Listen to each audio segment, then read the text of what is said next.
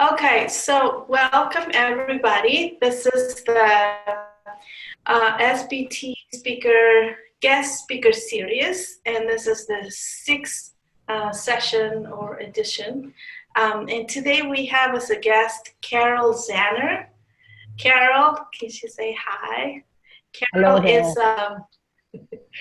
she is a newly named teacher of social processing theater, and so that is wonderful. She has been a practitioner of SPT for a couple of years, at least 3 years, I will say at this point. And she's been, doing lots of studies and also applying it in different situations.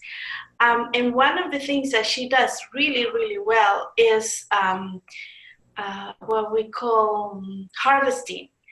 And she kind of brings all these different elements and different things to help us understand when we use SPT, when we use the body to get all this information. And she helps us kind of put it outside with like little, I don't know, plastilene, I don't know what it's called in English, like little, or sometimes different tubes or all these kinds of things that she shows up with. And then the idea is that we just want to see it outside of ourselves, all the movements and all the information that comes up, so that then we can have a different kind of information, because it's different to see it from the outside than to actually also just have it in the body. So anyways, I would let her tell you more about that, but I'm really, really happy that she had agreed to come and share all the that. As I said before, this is a conversation kind of session. So after Carol share with us, then we'll engage in conversation. We'll ask questions and do comments and everything, and then we'll see where this takes us. So thank you, Carol, for being here, and please just tell us what you're doing with this harvesting. Thank you, Mary. I really value this opportunity, and I love what you've done in terms of an online presence and bringing people together. So thank you very much for the invitation. I really like it. You're welcome. Yeah, and just as you said, being able to move our experiences, our physical body experiences, into other modes of expression, either with our hands or visual and in words, really helps us remember, because body experiences are very ephemeral, and having a way to have things like to help us remind of that experience really, for me, deepens them. And then also to do that in community, to share our experience and the visual and tactile representations of our experience and celebrate them in community, also for me deepens that experience. I have a little PowerPoint, so I'll go ahead and begin to share the screen. Is that okay, Mary? Yeah. Absolutely. Yes, please, please. Okay, so I've got lots of images here. Okay, here we go. Let's see. Can you see that? Yeah. Yes, we're seeing a picture now. Good. Let's see, how can I get this? Put that over. So what the stuck is, I would say, one of the fundamental experiences in SPT, and that is such a body experience. Let's go up here. And each person has a different, each time I do it, it changes, and each person has a different personal expression of their stuck. And so what I've been doing, I'm going to stop for a moment, stop the share, go back to it. So what I've been doing is using things like these colored pipe cleaners, also things like Play-Doh, things of this sort to actually to represent that experience. I'll go back, share again here. See if I do this right. Get out. Here it is. So here is an example of both the first stuck in a pipe cleaner. What we've done is take 3 pipe cleaners, one for the head and body, another for the arms, and another for the legs. And on the left is that first stuck experience, and then on the right is how that stuck experience transforms into sculpture 2. So this is what with pipe cleaners, but we also can use it. I've used it with plastiline. And here's another example of how making the experience 1 visual with, in this case, almost like painting with clay, and then how sculpture 1 and then sculpture 2. And we've always asked to put a name to those experiences. And in this case, the participant did a lot of, documentation around that. In our first Latin American basic course that we did in Cochabamba, we had a marvelous group of people. And with the help of the anthropologist, Tanya, we made a spiral of all of the sculpture 1 and sculpture 2s that people made, and then took a group photo with all of everyone's work in front, which it again gave that experience of sharing and together what we've done. I don't know why that is so important to me, but it just the idea of sharing together really is something that I really like. And another example of that is we began the gathering, which was a 4-day gathering, with a ceremony of thanks to Pachamama. And each person was given a totumo, which is a half of a little gourd in which to put the chicha and then offer that to the Pachamama. And we asked people to keep that totumo. And then at the end, we had everyone draw their first sculpture 1, sculpture 2, and also what they came out of for their seed dance. And one other thing that I can't quite remember right now. But it was a beautiful beginning ceremony, and the fact that we were able to tie in the beginning with, again, at the end, our anthropologist made the Andean cross, a chacana. And we collected all the totumos and we placed them in the chacana.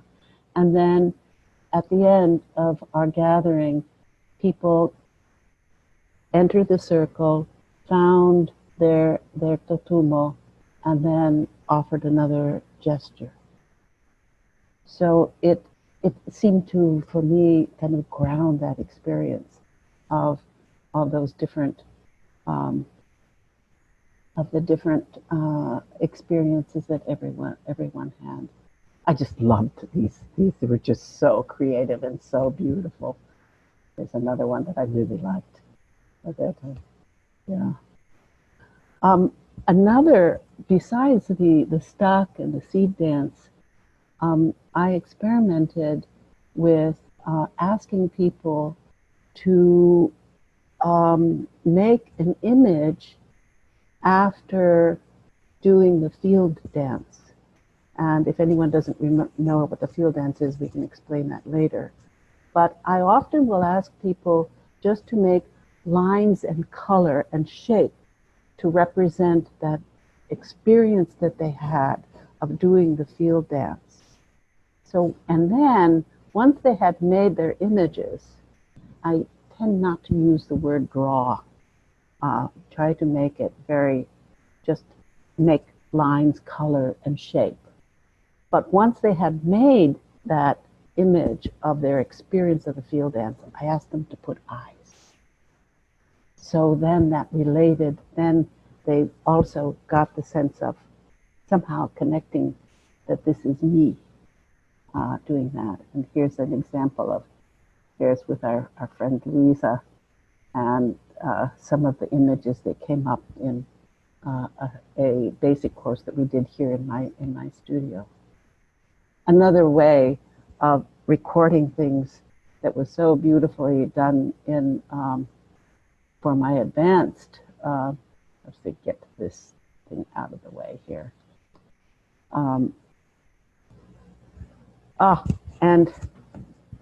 this is a reminder, I really have to acknowledge that Beth Mont and Ricardo Dutra were my great inspiration. They brought all kinds of materials, all kinds of ideas, and this is just a taster of what they brought together to help us to experience our body experience in different modes, and to record them and keep them. And they are doing what, research on how to research in how these experiences impact people later in their projects. So that's my little presentation. I'd really be glad to, I'd love to hear any questions you might have and any ideas of how you could use these kinds of things, or your ideas of how you document your SPT experiences, and how you might celebrate them. Well, thank you first. Thank you very much. And I have to say that it brought smiles to my face to see all the pictures from Cochabamba. And actually, I have to say that you brought me a whole other layer of that experience by showing these pictures now. It is so interesting that I was there and I lived all that, but somehow by you putting it in this context, gave me a whole other layer of what that experience was, and somewhat helped me connect with a whole different, dimension of the work that we've done. So thank you so much for that. Yeah, it's fascinating. Pleasure. Thank you, Mary. Yeah. So I'd love to hear any responses or ideas or other. Yeah, Christine seems to have something. Well, I'm fascinated by it. It's like I never had. It just never dawned on me to use to use other methods of expressing what the body was expressing. So I mean, it's just like, wow, of course.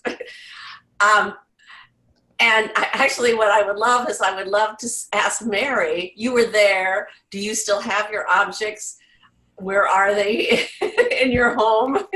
Or, well, you're not at your traveling, so it's hard to be in your home. But I have my tutuma. I have it. Yes, it's very precious. I have it in I have like a little altar, and where I meditate sometimes. But I put things that I care, that are very precious to me. So my tutuma is there. Yes. Mm-hmm. Mm-hmm. Oh. Well, any other comments? Yeah, thank you, Christine. And Christina, just since you mentioned that, I'd like to ask you, when you say like, I never occurred to me, and wow, yeah, I now that I see it, it's kind of obvious in a way. Um, but what does this somehow open something in you? Like, do you have any ideas or something, or what's the feeling? Well, I guess, sorry, there's a lawnmower going by from outside. I guess, I guess I feel like it is like, just like you said, it's adding more dimensions. I mean, you look at your body, I mean, you feel your body, but, and, and, okay, maybe what it opened up in me is my sister, is an artist, and I never had those skills. And as a child, I felt inferior, or I was jealous that she had a skill that everybody loved and I did not. And so I've resisted doing art, but the idea of taking just taking a pipe cleaner or Play-Doh and just making lines and shapes and color, or or just playing, I was like, oh, even I can do that, and it does expand the experience. It makes it, I mean, before it is experiencing it in the body, it's talking about it afterwards. Maybe somebody mirroring you, SPT mirroring you, but it's like, it's adding it's like another visual picture, another color picture. So it just adds a lot more dimensions that we can learn from. Thank you so much. Yes, Karen. Thank you, Christine. One of the things that was helpful was actually making the shape of a body, like with this. And for some of us, having actually a body representation is helps us like get into the feeling and actually moving it with our hands. One of the things, though, that I also do, because I do a lot of, I really like making visual images. It's one of my stronger modes of expression. I also would say, like today, preparing for this, I was really nervous. And so I said, okay, I've got to do this good, I've got to do this good, and so what was that feeling, and so it would be kind of like this. And so there's different ways of doing. You could actually just make a representation of the feeling, or you could actually make a representation that was more like the body. So there are different, and that's,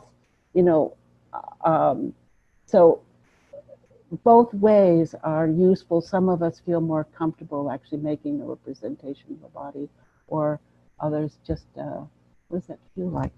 And now that we're here and working with Mary, it really feels much nicer, and it's really nice to see everybody's face, and that actually this should be blue. That would be blue for me, and it would be smooth, and it would have a happy face. So I have another comment. The other thing is, I have grandchildren, and I thought, oh, what a wonderful thing to present to. They're in a rage, to hand them a Play-Doh or hand them a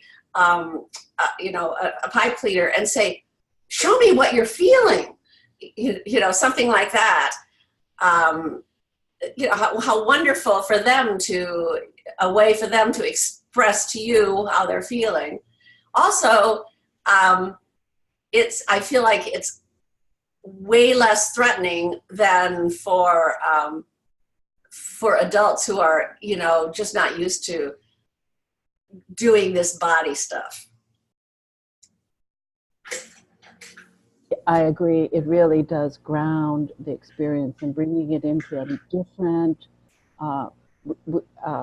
in process work we call channel of experience and expression. So to actually to move it from one to the other, and it kind of helps ground it. And yeah, great, thanks. Yeah, perhaps there's someone who uses different modes of documenting their experience. I'd love to hear from you too. Shannon, I think, has her hand raised before. Yeah, I just wanted to say thank you for bringing in the feeling piece of it. I'm thinking about a couple of groups with adults, and that's not something that's talked about, is how we feel about things. And so being able to use the pipe cleaners, I love that. It opens up, you know, our teenagers. I've got a group of teenagers I'm going to be working with, and they don't even really have to be able to talk about their, you know, because sometimes you can't get to what the feeling is, but you can get to what sort of the sensation of the feeling is. So I really, really love adding that layer to it. The other piece that I was thinking about as you were talking about it is using music. And it doesn't have to be music. It can be sounds, it can be drumming, to get people out of the artist mentality. You know, whatever we can do, or pieces of paper that are already torn up so that it doesn't look like it has to be an art thing. Shannon, I really like that. Yes, that's taking it into the channel of sound, and also using things that aren't considered art, you know, because that can be so threatening to many. Perfect. Shannon, do you know about the work that Arowana and Picardo did in LA with teenagers? There's a great video of their work with in the schools with teenagers. It's, yeah. Yeah, I've seen that. Yeah, it looks like a great project. One thing they used there was the little camera, the Polaroid camera. So they will take pictures of each other, and then they will put the Polaroid picture like in a little car, and then they will write, if this duck had a name, what name would it be, and then also what this duck is trying to tell me. And so they will have that for themselves. And as you say, Shannon, is a media that somewhat is easier, especially for teenagers, that is sometimes the speaking of what is happening for them is not as accessible sometimes. Monica, you had some. Thank you. Well, thank you, Carol, for sharing yourself in such a generous way with like your experiences and also like your joyful spirit. I can feel it. And you just helped me. Like I studied narrative therapy like last year, and I've been practicing, but I was still missing how do I integrate the documenting part in groups. So just hearing your experiences and what Mary was sharing, I'm just feeling like this dun, dun, dun, like when you can connect the dots. And this last 6 months, I've been taking a lot of like art courses. So I just want to share with you the 6 ideas that came as listening to you, as other ways to document. So one was, you probably use all of them, but for me, I'm going to use them, like watercolors, clay, so like everyone makes maybe like a totem at the end that reminds them like what they're taking with them, crayons, a collective drawing, an altar, but maybe an altar with natural things that will go away, or a collective poem, maybe like each person can give like a word, and then we can all gather together to create something, and we can write it down, or we can read it so it can be recorded. Or maybe while some people can read it, others can use their body to represent it. And I don't know, I'm just very excited. Thank you for this. Thank you, Monica. It inspires me. It gives me a little goosebumps, all of those ideas. Thank you. Fantastic. Thank you. I wanted to show you a picture that one of my students from the basic course that we did in Chascomús here in Argentina, we used Play-Doh that day, Carol, to do the stocks, the sculpture 1 and sculpture 2, and then she did a little workshop, and she did this with her people, and so she sent us this picture of all the little sculptures. And so the funny thing is that when you put them like that, this gives you another dimension of who is in the room, you know, like another way of seeing themselves as a group as well. So this is very interesting. And I mean, we've done this also in Cochabamba with you, so that was really wonderful. Okay, anything else that comes up as a aha, as a question? I think Rowan. I just want to acknowledge the power of seeing something out of ourselves. So the thing that impressed me the most with this representation, it's us sensing it, but then we represent it, however we do it. And so I can see it from not an associated state, but in a dissociated state, where I'm still connected, but I'm not the totally so engaged that I cannot see myself so much. So this is the distance that allows for a different kind of perspective that I really like. And that's some of the ways I also do in my coaching.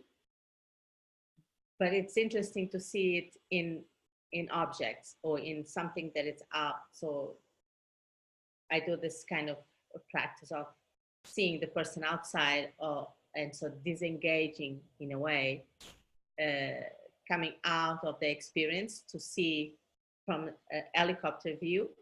And here, this is with objects and representation. It's a new dimension. I really connected with that, and I can relate to that. Thank you for that. And the colors and everything. Thank you. Yeah, Vivian. I just have a clarification. I'm not sure if I missed it. When Carol was sharing using the pipe cleaner for the representative, was it just a stuck, or do you do it as like the 4D mapping, where they actually from a feel of different representative as sort of a topic?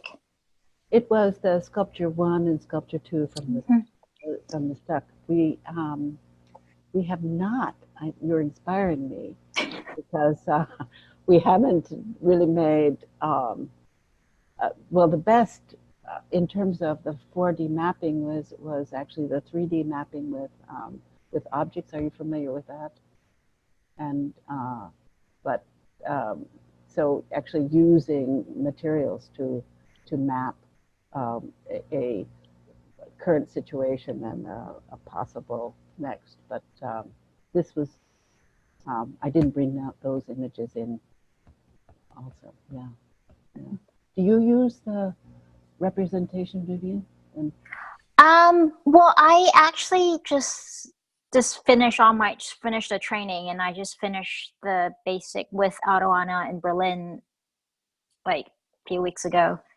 And also finish the visual practice with Kelvy. So I'm trying to integrate the two together. And it's really interesting how this is what's the topic today, because I didn't even know. And then because that was the reason I was like, I really wanted to take the two, because that's generative scribing. Right. And this is like the foundation is very similar. So how do you integrate the two together? And so for you to share that, it's like I'm trying to, because I'm thinking of all these ideas. Actually, it's a little bit more bringing more technology, because I also work in technology where they're using all these kind of bringing in technology with like visual drawing in the 2D space, but you can see movement of colors and and that's a little bit more advanced. So I'm trying to simplify things, and I love your approach with something. Sometimes it is using something of these more tactile, colorful element. And then now I'm inspired to how do I bring that in using the general scribing, that sort of different levels of listening, and incorporate it into like the SPT. You're inspiring me, Vivian, and I didn't include images of the scribing, but you know, the scribing that we've done in several, has really enriched, and having them up on the walls as we go along in the course is another way of grounding those experiences. And but actually getting people to do their own makes it personal, because, you know, we have, and you must have amazing talents being a scriber. I just am so in awe of that skill, and yet it can be intimidating. You know, not all of us can go up there and start drawing like that. I honor your skills, and I really want to see what you're going to do with your on this with technology. That's exciting. Really exciting. I don't know, but I'm just with the general scribing, for me, it's very much the stroke that I'm seeing. It's like the movement, actually the process. Because with the sculpture, I'm seeing 1 to 2, but I'm very curious because I have a dancer background as well. So for me, it's just like the movement of like that, the movement of an arm, because that's the process. And I'm really curious on how do you document that so that we can see a bigger picture of the energy, like the vibration or whatever it calls, like between sculpture 1 to sculpture 2, and how that kind of shift, like it's almost like you're breaking it, almost deconstruct it so you can see the different field, how it changes from different sculpture. By any chance, are you a Laban notation person? No? All right. Yeah. But exactly that. Wow. Cool. So, Vivian, there are 2 things that in the ST, the Societal Transformation Lab, there was, I don't know if it's going to be like a YouTube thing for everybody. Maybe they will, or I don't know. But there was a demo of a 4D mapping during that program that just ended. And there was a scribe person, Olaf, that he actually scribed the movements instead of words. I mean, he wrote some words, but also he did like the little kind of people moving as the 4D mapping was happening, so that you might be interested if you can find that to see how, because the camera was capturing some of that. And the other thing is, I'm going to try to find a picture that we are using for the SPT global community. The background picture has something of what you're saying. There is the person, I think it's in sculpture 2, and then the person in sculpture 1, and there's the process of pictures that kind of go from one to the other. I'll see in this conversation if I find that picture, and I'll try to show it here. Otherwise, if you go to the SPT Global Community Facebook page, you will see the picture there. Okay? Thank you. Thank you.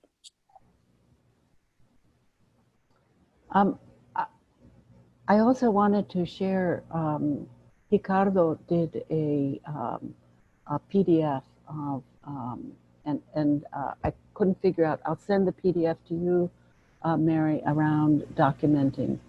And it shows all the different ways with the camera and with little timeline books and things of that sort. So I'll share that with you also. I also want to add that, can you hear me? Yeah, okay. That Ricardo, in our advanced training, and then I did a project with it, did a thing of videoing somebody going from sculpture 1 to sculpture 2. And then what we did afterwards was, in another project, is we played back that video to the person so that they could actually visually see their process. And then we had them watch it again and just answer questions about it, about what they were feeling or what they were seeing. And so it became and then we made a whole like little video that we sent to them,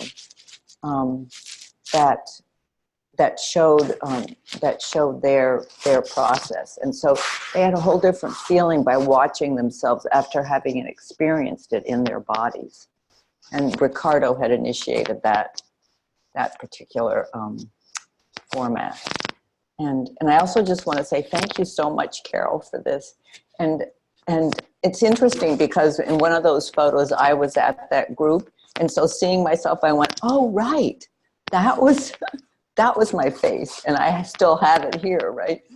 But seeing it, outside on my body was really interesting. Sort of like you, Mary, seeing yourself again, or going back to that. And also, I'm just getting really inspired about a project I'm tentatively moving forward on with teenagers. And so this conversation and about something tactile with them really gives me some good ideas. Thank you, everyone. This is great, doing it. Your presentation, Carol, and this discussion is fantastic.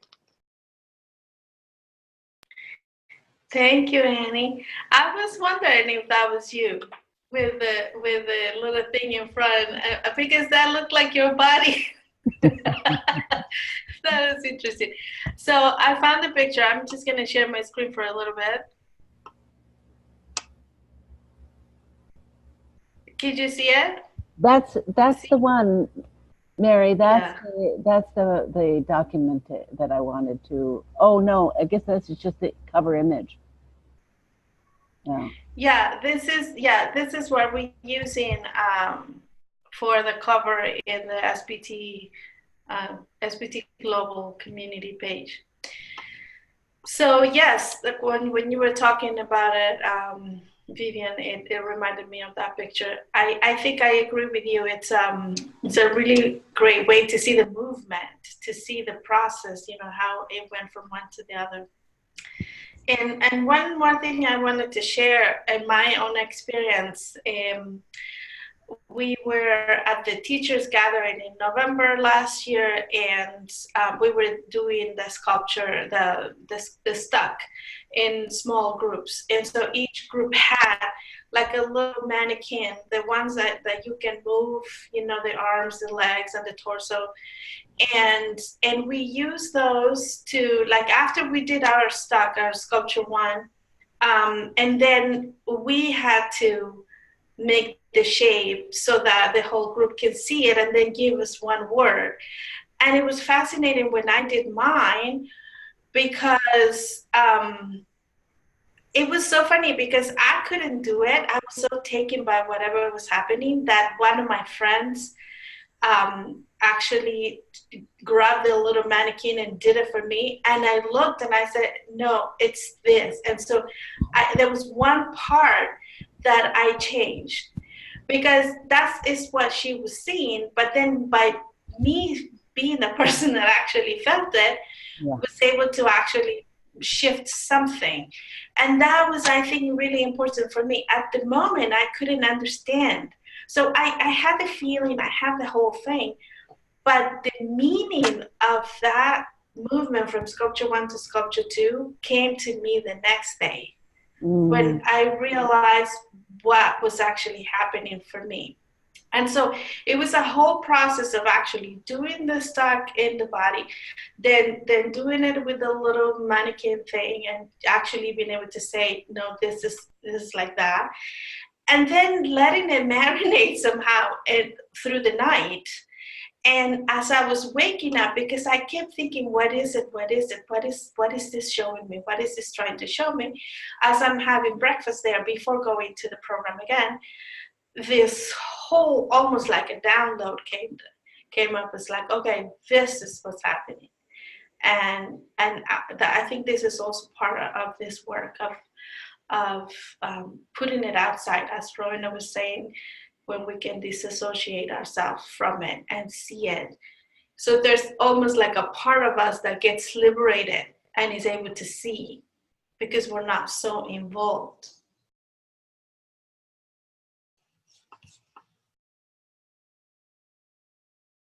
You know, one thing that's really helpful, Mary. And I was also thinking, when Vivian was talking, like documenting or somehow representing the very first movement, you know, out of, because that's supposed to be, that is like significant. So I don't know if, you know, like even a pipe cleaner, something, or a color or whatever, but that first, and let it gestate, like you're saying. Yeah.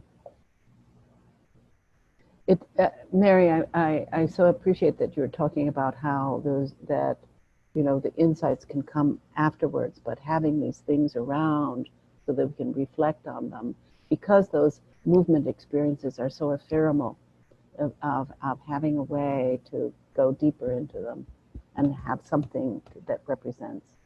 Yeah, cool. That's great. Thanks.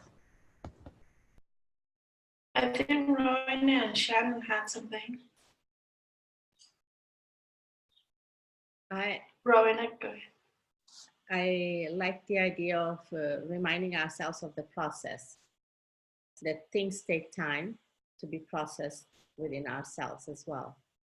And the what Annie also shared, viewing again the video, it also helps that process because we are reliving the second time, and it's comparable to situations that Mary said, because as you were going over it, time went by, and then and viewing the video. So reminding ourselves that, you know, we come in a culture that we want things instantaneous, and also allowing ourselves to go through the process and appreciating the process while we go through it. That's something that resonates, and now came as a wrapping up of this idea that we shared, that I heard from Mary and Annie now.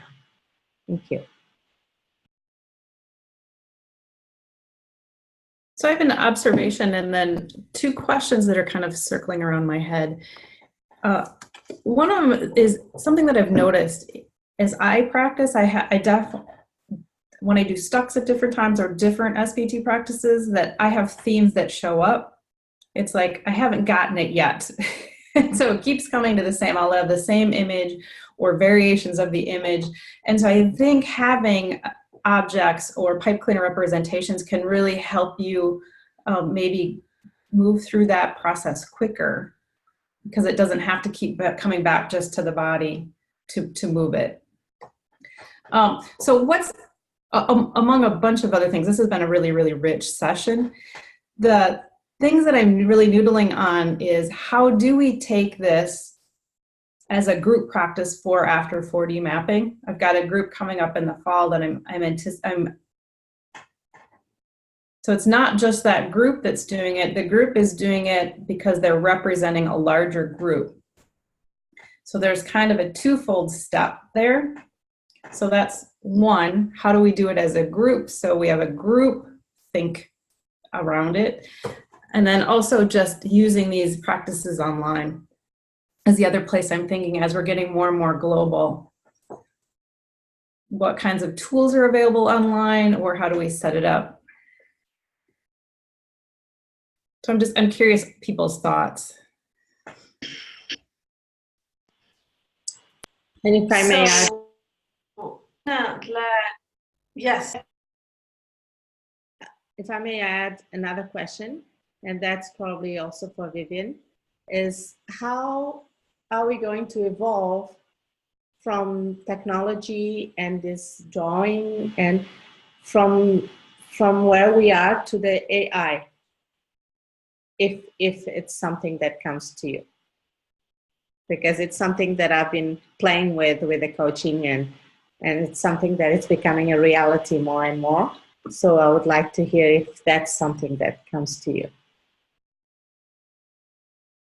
Actually, the first thing comes to me, it wasn't AI particular, because I'm looking more in virtual reality and augmented reality, and AR. It's actually more on drawing in the digital space, because there are technology that has to have that kind of tool out, that you can draw 4D in the digital space already. So the first thing I was thinking, it's more on in that space that's immediate, because AI is the algorithm. So and so algorithm, it's more data. So because this is more visual for me, the SPT, and what I'm doing with Generalscribing is still more in the visual space. So for me, it's like the video makes more sense, and then in augmented reality makes more sense, because AI is the algorithm, which I don't know yet, because because that's something that I haven't really. I'm pretty sure you can do it, but that will be sort of the extra point that you're going to, because it's based on pattern. Like, there are different ways of AI, and it's human. It's different. So I don't really know. It depends on, like, what do you mean by AI? I guess I need a little bit more information from your perspective. How do you see it? But at the moment, those are the other spaces I'm curious about.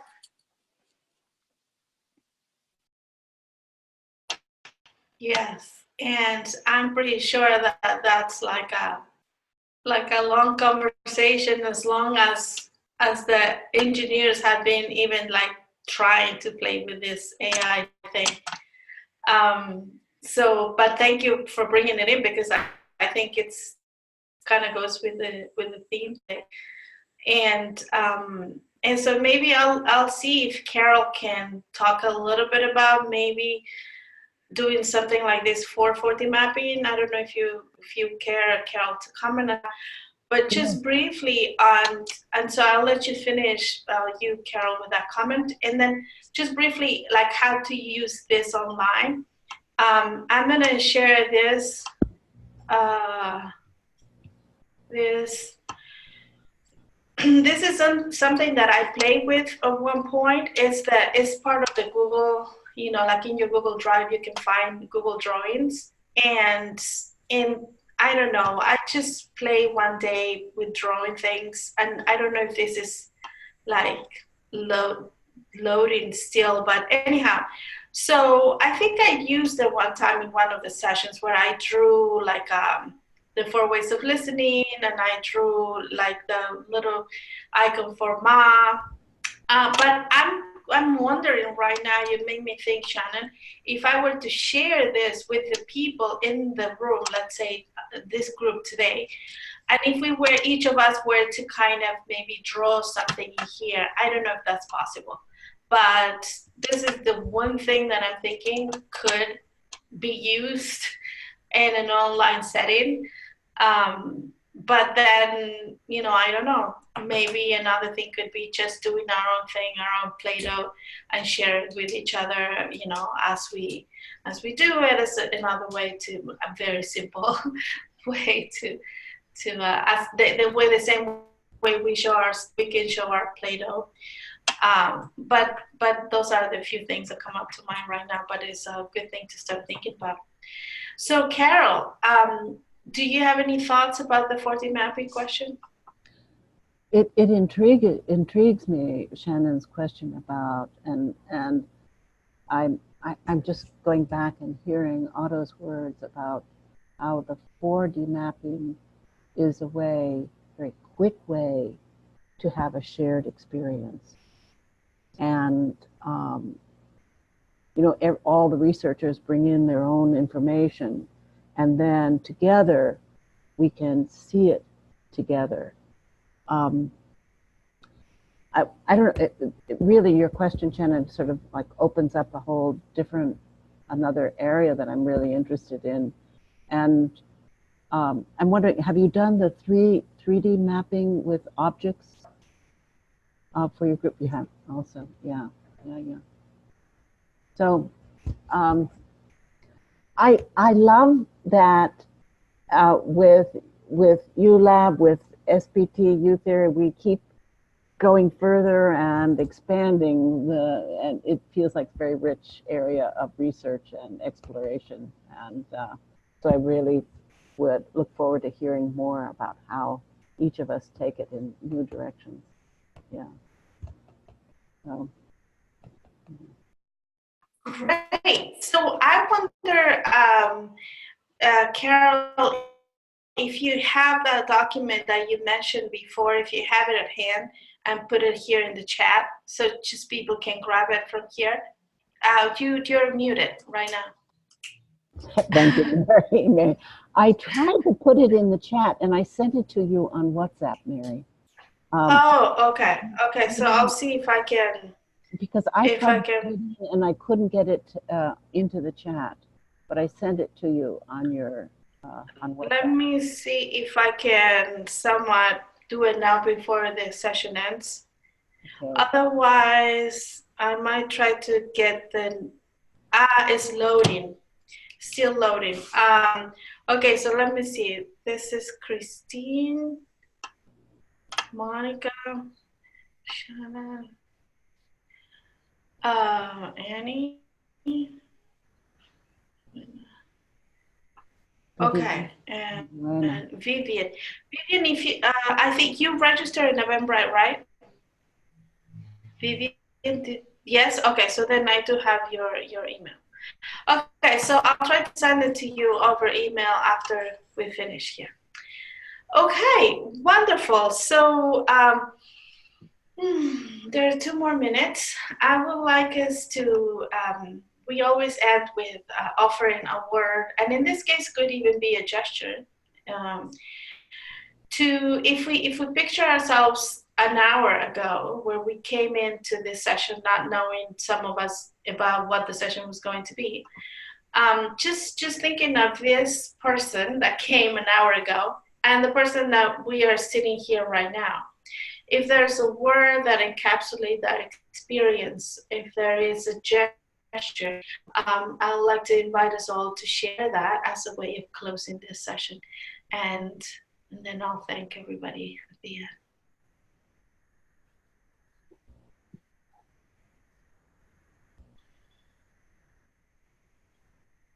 Pipe cleaners. Pipe cleaners. Yay, pipe cleaners.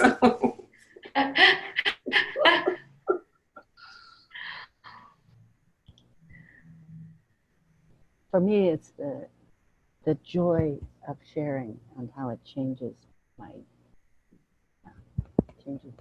Thank you.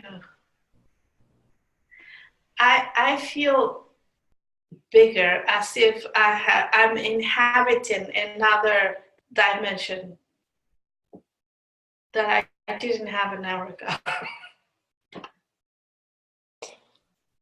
For me, is follow on, unfolding truths, powerful magic. Beautiful, thank you.